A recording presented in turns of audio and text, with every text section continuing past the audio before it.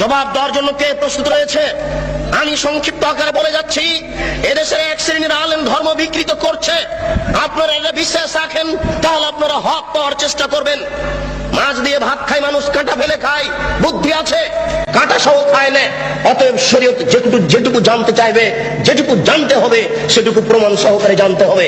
আমরা শুনেছি আমাদের মা চাচারা গ্রামে বলতেন যে, এই শোনো, তোমরা মহিষের কুরবানি দিও না, মহিষের গায়ে লোম কম, গরুর কুরবানি দাও, গরুর গায়ে লোম বেশি। কেন? প্রত্যেক লোম সমান এক নেকি হবে। মিথ্যা কথা, নবীর নামে মিথ্যা কথা ছড়ানো হয়েছে, জাল হাদিস।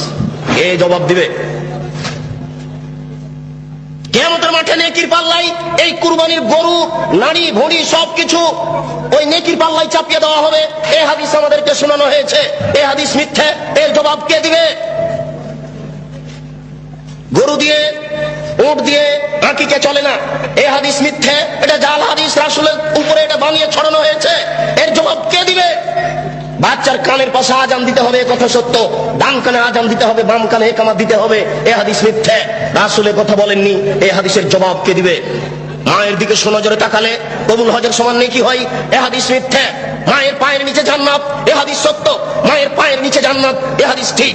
মায়ের পায়ের নিচে জান্নাত, এ হাদিস ঠিক। বাপ মায়ের নিকটে বাপ মায়ের দিকে সোনজরে দেখলে কবুল হজের সমান নেকি হবে, এ হাদিস রাসূলের উপরে মিথ্যা আরোপ করা হয়েছে। এই জবাব কে দিবে?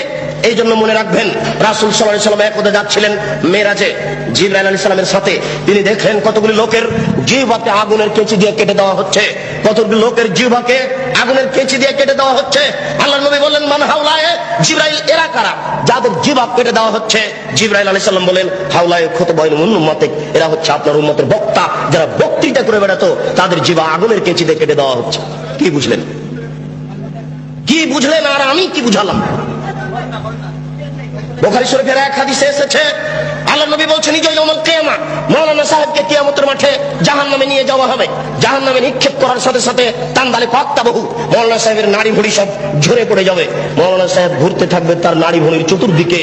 আপনারা তো শহরের মানুষ, বুঝতে পারবেন কিনা, আমরা তো পল্লীর মানুষ, এই কথা খুব ভালো বুঝি। ধান মাড়ার সময়তে, গরুর পায়ে ধান মাড়ার সময়তে, গরু ধানের উপরে এইভাবে ঘুরে।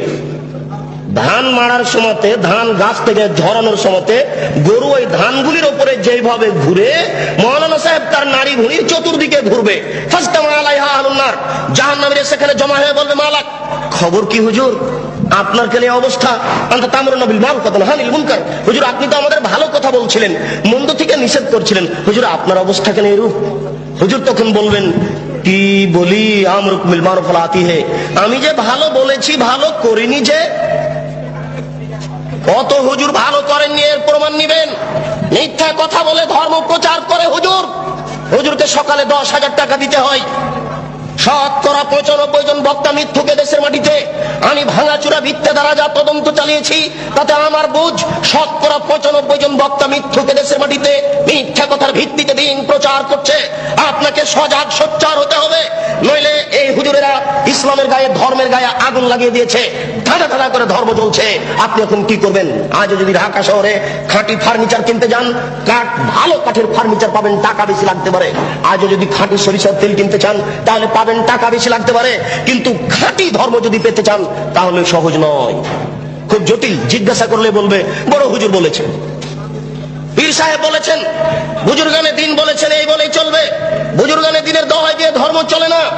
মাওলানা সাহেবকে যখন বলা হচ্ছে, আপনার কেন এই অবস্থা, তখন মাওলানা সাহেব বলছেন, কি করি, আমি যে ভালো বলেছি, ভালো করিনি যে। হুজুরের বাড়ি দেখেন না, হুজুরের বউয়ের কি অবস্থা, হুজুরের পায়জামাটা টাকনুর নিচে আছে, এটা দেখা যায় না। হুজুরের চাকরিটা অবৈধ পয়সাতে আছে, এটা দেখা যায় না। হুজুর সকালবেলাতে টাকা কম হলে রাগ করছে, এটা বোঝা যায় না। शरीयत की पागल नाकि, शरीयत के हवाई लड्डू, दोनों हाथ में लड्डू है, जो चाहे उसको खा ले, जो चाहे उसको छोड़ दे। ये शरीयत के हवाई लड्डू ना की हाका बाका लारू ना की शरीयत इच्छा